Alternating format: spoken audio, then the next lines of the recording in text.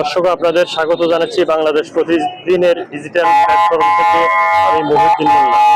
আমরা অবস্থান করছি কুমিল্লা ৬ সদর আসনের কুচাইতলী এলাকার একটি চা স্টলে।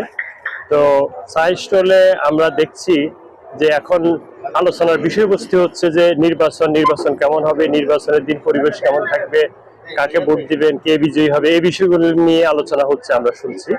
তো আমরা এখানে যারা চা স্টলে চা খেতে এসেছেন আমরা তাদের সাথে কথা বলবো, তাদের মতামত জানবো। হ্যাঁ, দোকানে আসে অনেক মানুষজন আসে বিভিন্ন প্রার্থী নিয়ে।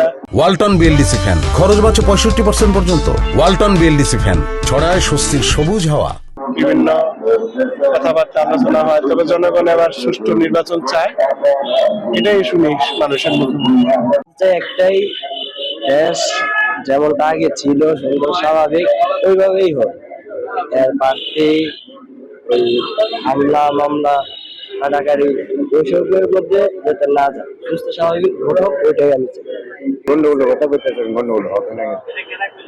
আমরা দেখতেছি যে আমরা শহরের লোক,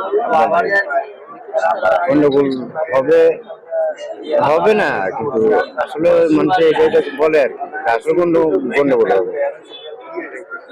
তো মানে সুস্থভাবে যেন ভোটটা হয়, সবার সুস্থভাবে দিতে পারে, যেন এটা একটু ভালো চাই আর কি। আমরা নিরাপদ কোনো মারামারি না, হানাহানি না হয়, এটি আমরা চাই আর কি।